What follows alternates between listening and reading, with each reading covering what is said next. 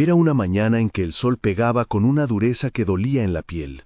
El polvo de la hacienda flotaba en la luz como si cada partícula llevaba una historia, y un olor a café quemado y cuero viejo llenaba el patio.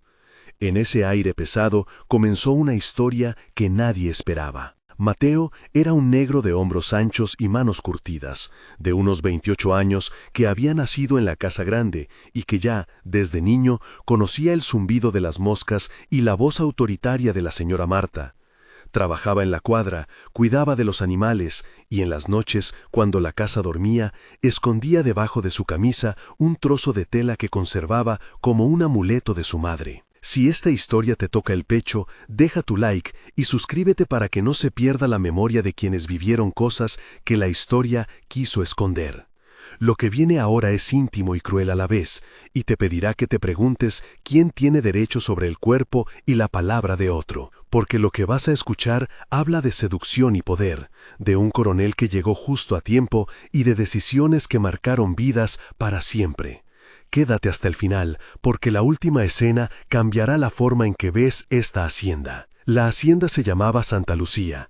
Estaba en un valle donde el viento llegaba espeso y la tierra olía a estiércol y tierra húmeda. Mateo había sido llevado allí con su madre Sora en Grasos. Sora murió joven, dejando a Mateo con una cicatriz en la mejilla y la costumbre de guardar silencios. Desde pequeño, Mateo aprendió a mover las monturas, a reconocer el galope de los caballos y a evitar la mirada del capataz Severino. La casa grande era mando y sombra. La señora Marta vivía en una pieza con cortinas pesadas, con sábanas que olían a lavanda y a lumbre apagada. Mateo, aun sabiendo su lugar, guardaba una curiosidad. En las noches, cuando la luz agaz titilaba, escuchaba a la joven Ana, hija de la señora, recitar versos en voz baja. Esas palabras fueron puerta y consuelo. La comunidad de la hacienda hablaba en murmullos. Rosalia barría la cocina mientras canturreaba. Joaquín el herrero volteaba su martillo. El viejo padre Manuel rezaba por las almas. Y la vecina Lucía traía pan recién hecho. Aún así, la injusticia era una costura vieja en Santa Lucía, tanto que nadie ya la notaba al mirarla de lejos. Mateo conocía el látigo, había visto el surco que dejaba en las espaldas y sabía que el coronel Esteban, el dueño, no necesitaba estar siempre presente para imponer su ley. Sin embargo, lo que nadie imaginó fue la forma en que la señora Marta empezó a mirar a Mateo. La relación entre la señora Marta y Mateo comenzó con un gesto pequeño y fue creciendo con el mismo secreto que se esconde en los armarios. Un día, mientras el sol caía naranja y las sombras de los plátanos se estiraban, la señora le pidió a Mateo que arreglara un cajón en su cuarto. El cuarto olía a polvo y a perfume caro, las sábanas crujían como papeles secos, y en el cajón había un pañuelo de seda que desprendía un aroma a vainilla. «Ven aquí», dijo Marta en voz baja, y la voz sonó distinta, menos mando y más invitación. Mateo sintió un calor en el cuello. El cuero de sus botas rozó la madera fría, la madera exhalaba un olor a insectos. Empezó así una seducción que se disfrazó de necesidad y de juego. «No mires a nadie», susurró Marta, «nadie debe saber lo que pasa aquí». Mateo respondió con un silencio que pesaba más que 1000 palabras, luego con una pregunta torpe: «Señora, ¿esto está bien?». Marta rió, un sonido que olía a vino y a terciopelo, y dijo: «Ven, acércate». Mateo tocó la seda rozó su piel, supo a sal y a miedo. «Te traigo azúcar», dijo Marta sonriendo, «prueba, que el azúcar calma». Mateo probó, el dulzor le pegó a la lengua como recuerdo de infancia. «No podrás contarlo», añadió Marta acercando la voz, «o será peor para ti». «¿Peor cómo?», él murmuró. «No sé qué sería peor que su voluntad». «Peor que perder la vida», dijo ella, y la palabra muerte trajo el silencio de la casa como un peso. La señora tocó el rostro de Mateo, dijo: «Eres distinto». Y Mateo, sin poder, respondió: «No quiero problemas». Ella repitió: «No habrá problemas si guardas silencio», y su mano apretó la tela con más fuerza. Entre las invitaciones y amenazas, la seducción se volvió una trampa. En esa escena había la luz amarilla de la lámpara, el crujir lejano de las tablas, el olor a tabaco que llegaba desde la puerta abierta, el tacto frío del sillón de cuero y un gusto metálico en la boca de Mateo cuando pensó en la sangre de su madre. Marta prometió lujos pequeños, risas contenidas y castigos velados. Joaquín, desde el patio, creyó ver sombras pasar por la ventana. Rosalia dijo después que notó pasos por el corredor a medianoche, y Lucia contó que a veces oyó el rumor de llanto ahogado. Todo se tejía en sigilo. La escalada fue lenta y violenta al mismo tiempo. Mateo fue convocado por la señora en repetidas ocasiones. Cada encuentro añadía una capa de humillación y una deuda invisible. Hubo noches en que el viento traía perfumes a la ventana, y noches que solo traían silencio. «Marta», preguntó Mateo una vez, «¿por qué yo?». Marta respondió con una risa áspera, «porque puedes guardar lo que nadie más guardaría». Y Mateo sintió cómo esa frase cerraba la trampa. En la aldea se empezaron a correr rumores. La señora decía a sus amigas que Mateo era manso y útil, mientras que el capataz Severino miraba con ojos medidos, y el coronel Esteban estaba lejos, en la ciudad, haciendo cuentas. En el fondo, Mateo deseaba otra cosa. A Isaura, la hija menor de la casa, le había dejado caer un libro por descuido, y Mateo había probado a juntar sílabas escondido.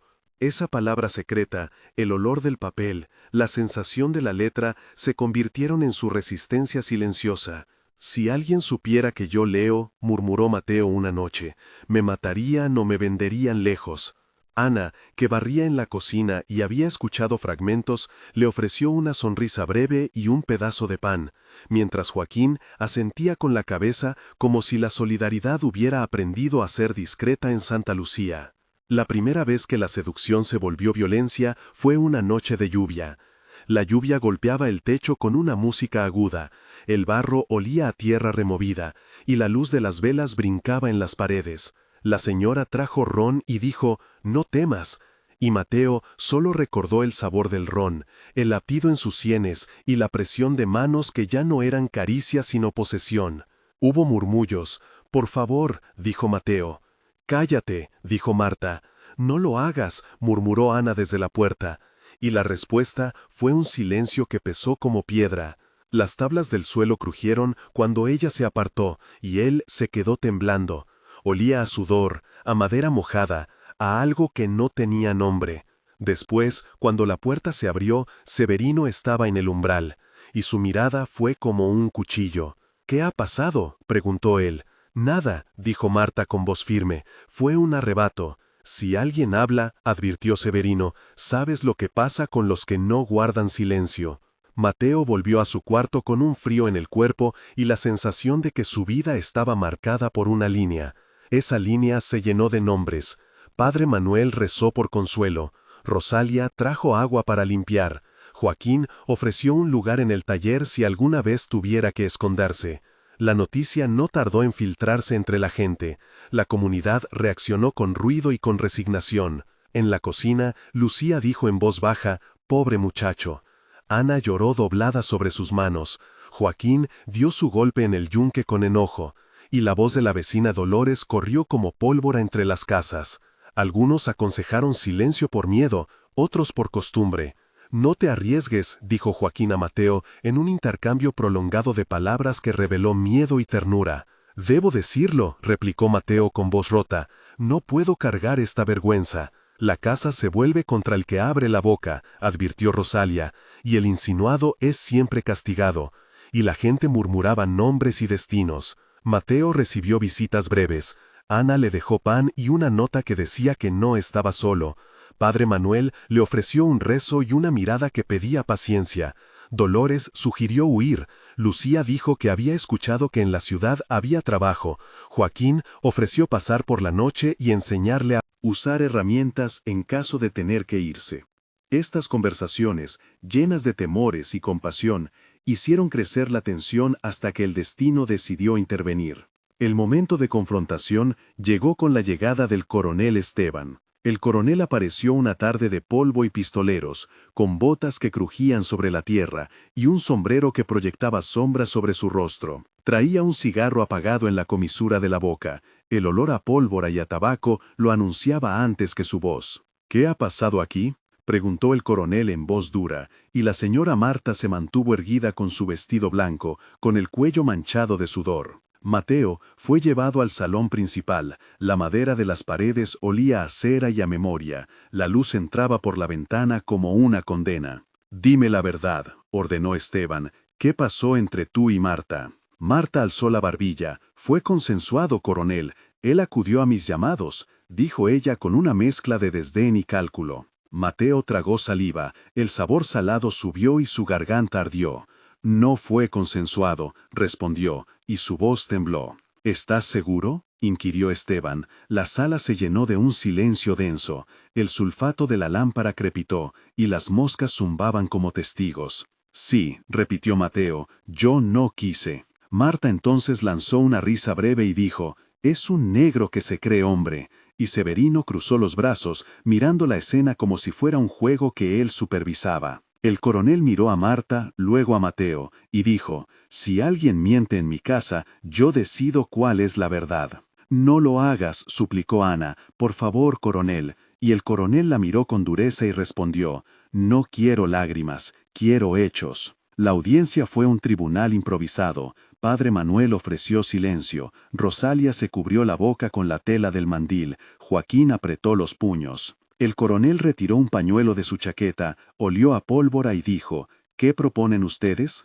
Marta habló de honor herido, de escándalo posible. Mateo habló de humillación y de miedo a perder todo. El coronel pensó. Su mirada se fue hacia la ventana donde se veía el paisaje que él dominaba, y su mano rozó la empuñadura de su revólver. La decisión del hombre de poder fue fría: ordenar una especie de venta fingida para evitar escándalo, diciéndoles que así se mantenía el orden. «Lo pondré en una carreta y lo mandaré a labrar en la frontera», dijo Esteban. «Nadie volverá a hablar de esto». «No», gritó Mateo, «no me vendan, no me quiten la dignidad», y la sala se tensó. «Así se hace», sentenció el coronel, y su palabra fue ley. La partida fue cruel y certera. Prepararon una carreta al amanecer, el rocío oliendo a hierba y a caballos, las cuerdas secas frotando la madera, el metal del candado frío al tacto. Mateo subió sin pertenencias, solo con el pañuelo de su madre atado al cuello. Ana dejó una carta. Dentro de la camisa, Rosalia lanzó una mirada que era una promesa, y Joaquín apretó la mano de Mateo en secreto. La carreta se movió con crujidos, el camino olía a polvo y a lluvia lejana, y la voz de la señora se quedó en la puerta como un eco. «No olvides quién eres», murmuró Ana entre sollozos, «no olvides que fuimos testigos». El coronel miró desde su caballo, el látigo colgaba de su mano como una insignia. La venta fue un ritual público y privado. Hombres con sombreros contaron monedas, voces hablaron de precio y honestidad, y Mateo fue tratado como si fuera un objeto para cambiar de manos. La sensación del cuero de la soga, el raspado de la madera en la piel y el sabor salado de las lágrimas quedaron grabados en la memoria de todos.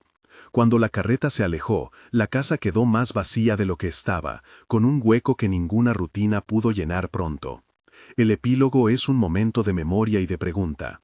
Años después, Santa Lucía siguió de pie, la casa grande y su fachada seguían imponentes, pero las paredes guardaban cicatrices que los girasoles no podían ocultar. Ana se fue a la ciudad con la carta de Mateo guardada en el pecho. Joaquín trabajó hasta que sus manos se cansaron, y Rosalia murió con la sensación de haber hecho lo poco que pudo. Padre Manuel contó la historia en voz baja en su testamento. Lucía cosió el pañuelo desgastado y Severino envejeció con el peso de lo que miró. Mateo llegó a un pueblo fronterizo, trabajó la tierra, aprendió a leer gracias a un maestro que prestó libros, y nunca dejó de escribir cartas que no siempre llegaron. La memoria de lo que pasó en Santa Lucía fue como una semilla que no murió. Germinó en preguntas, en rabia contenida y en canciones que se susurraron en las noches. Hoy contamos esta historia no para avivar rencores, sino para recordar que la dignidad no es negociable y que la memoria es un acto de justicia. Si esta historia te movió, comparte para que otras voces silenciadas sean escuchadas y sus heridas no se borren. Guarda la memoria, porque recordar es empezar a reparar.